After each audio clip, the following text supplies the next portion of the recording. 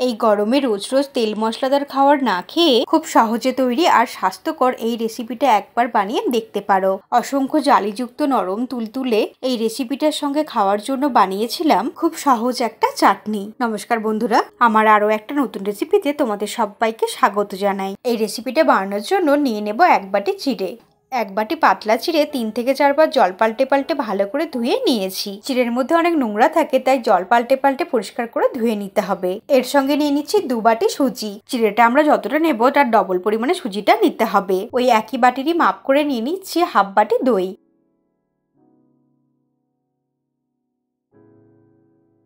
আর এর সঙ্গে দিয়ে দিচ্ছি 1 বাটি জল। এরপর সবকিছুকে একসাথে খুব ভালো করে মিশিয়ে নিতে হবে।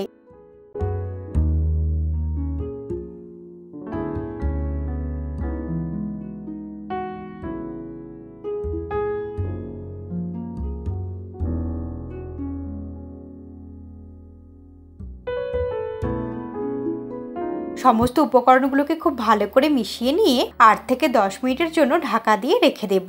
এই সময় খুবই সহজ আর খুবই টেস্টি একটা চাটনি বানিয়ে নেব।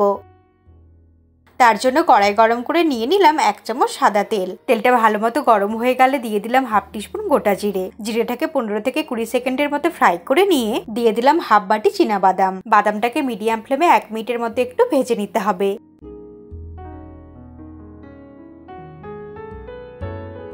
বাদামটা একটু ভাজা হয়ে গেলে দিয়ে দিচ্ছি একটা মিডিয়াম সাইজের লম্বা লম্বা আর বড় বড় করে কেটে নেওয়া টমেটো। এর সঙ্গে দিয়ে দিলাম 2টো বড় সাইজের রসুনের কোয়া। একটা কাঁচা লঙ্কা 2 টুকরো করে দিয়ে দিলাম। স্বাদ মতো দিয়ে দিচ্ছি লবণ। আর এর সঙ্গে দিয়ে দিচ্ছি একদম অল্প একটু তেঁতুল। সমস্ত কিছুকে একসাথে খুব ভালো করে মিশিয়ে নিয়ে নাড়াচাড়া করে একটু ভেজে নিয়ে টমেটোটাকে গলিয়ে নিতে হবে।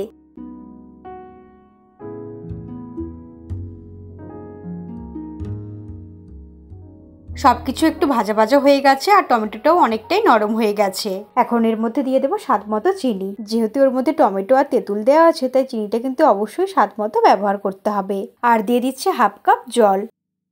জল দিলে টমেটোটা খুব তাড়াতাড়ি গলে যাবে আর সবকিছু খুব তাড়াতাড়ি নরম হয়ে যাবে। জল দিয়ে সবকিছুকে নাড়াচাড়া করে জাস্ট 1 মিনিট ফুটিয়ে নেব। মিডিয়াম ফ্লেমে সবকিছুকে একটু নরম করে নিয়ে ফ্লেমটাকে অফ করে দিয়েছি। এখন এটা হালকা ঠান্ডা করে মিক্সির ছোট জারটার মধ্যে নিয়ে নিতে হবে। এরপর এর মধ্যে দিয়ে দেব 1/2 কাপ জল। তারপর জারের ঢাকনাটা বন্ধ করে একটু দানা দানা করে পেস্ট করে নেব। খুব বেশি মসৃণ করে পেস্ট করব না, অল্প একটু দানা দানা থাকলে খেতে বেশি ভালো লাগবে। ঠিক এইভাবে পেস্ট করে নিলাম। এখন চাটনিটা একটা বাটির মধ্যে ঢেলে নিচ্ছি।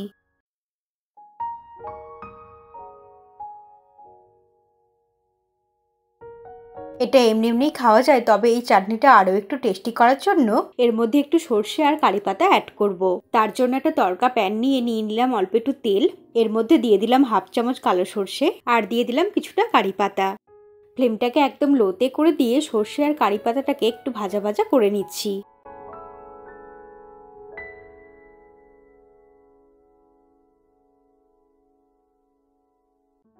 তিরিশ থেকে 40 সেকেন্ডের মতো ফোড়নটাকে একটু ভাজা ভাজা করে নিয়ে কারি পাতাটাকে এইভাবে একটু ভাঙা ভাঙা করে নিচ্ছি। এরপর এটাকে চাটনির সাথে মিশিয়ে দিচ্ছি। এই চাটনিটা শুধু এই রেসিপিটার সঙ্গেই ভালো লাগে তা না, ইডলি ধোসার সঙ্গেও খেতে দারুণ লাগে। আর এটা খুব কম সময়ে আর কম উপকরণেই ঝটপট তৈরি হয়ে যায়। ফোড়নটাকে সবকিছুর সঙ্গে খুব ভালো করে মিশিয়ে নিয়ে সরিয়ে রেখে দেব। এইদিকে 10 মিনিট হয়ে গেছে, ঢাকা খুলে নিচ্ছি। আর চিড়ে আর সুজিটাও খুব ভালো মতো ফুলে সেট হয়ে গেছে। এখন এটা মিক্সির বড় জারটার মধ্যে ঢেলে নিচ্ছি।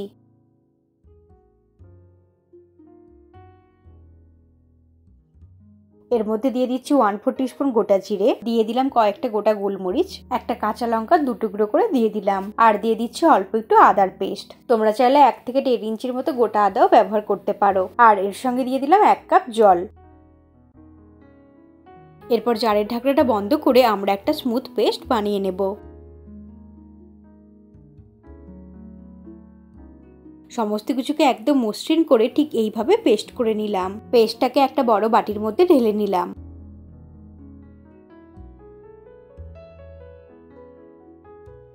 এর মধ্যে দিয়ে দিচ্ছি অল্প একটু লবণ। এই ব্যাটারটার মধ্যে আমি কিন্তু আর কোনো কিছুই ব্যবহার করছি না। তোমরা চাইলে এর মধ্যে অল্প একটু ইনো, বেকিং পাউডার বা বেকিং সোডাও ব্যবহার করতে পারো। লবণ দিয়ে খুব ভালো করে মিশিয়ে নিচ্ছি। ব্যাটারটা কিন্তু খুব বেশি পাতলা করব না, থিকনেসটা ঠিক এইরকমই রাখবো। এর মধ্যে কোনো রকম জল ব্যবহার করে ব্যাটারটাকে কিন্তু পাতলা করে দেওয়া যাবে না, ঠিক এইরকম একটু মোটাই রাখতে হবে। ব্যাটারটাকে 1 মিনিটের মতো একটু ফেটিয়ে নিলাম। এরপর একটা তাওয়া গরম করে নিয়ে নিলাম একদম অল্প একটু তেল। তেলটাকে তাওয়ার চারদিকটাতে ভালো করে লাগিয়ে নিলাম। এগুলো বানাতে সেইভাবে কোনো তেলের প্রয়োজন হবে না। প্রথমবার 1টা থেকে 2টো এইভাবে একটু তেল লাগিয়ে নিয়ে তারপর এক্সট্রা তেলটাকে টিস্যু পেপার বা কাপড় দিয়ে মুছে নিতে হবে। প্যানটা খুব ভালো মতো গরম হয়ে গেলে ফ্লেমটাকে মিডিয়ামে করে দিয়ে 1 হাতা পরিমাণে ব্যাটার এর মধ্যে দিয়ে দিতে হবে। ব্যাটারটা দিয়ে ছড়িয়ে দেওয়ার প্রয়োজন নেই, ঠিক এইভাবে নিজে নিজেই শেপ নিয়ে নেবে। আর দেওয়ার সঙ্গে সঙ্গেই ওপরটা অসংখ্য ছিদ্র ছিদ্র হয়ে জালি জালি হয়ে যাবে আর ওপরের অংশটা আস্তে আস্তে ড্রাই হয়ে আসবে। এটার একদিকটা হতে মোটামুটি 1 মিনিটের মতোই সময় লাগে। আর এটা উল্টানোর কোনো প্রয়োজন হয় না। তাও আমি কয়েক সেকেন্ডের জন্য এই দিকটাও একটু উল্টে দিয়ে হালকা করে ভেজে নিচ্ছি। উল্টে পাল্টে মোটামুটি 1 থেকে 1.5 মিনিটের মধ্যেই এটা তৈরি হয়ে যায়।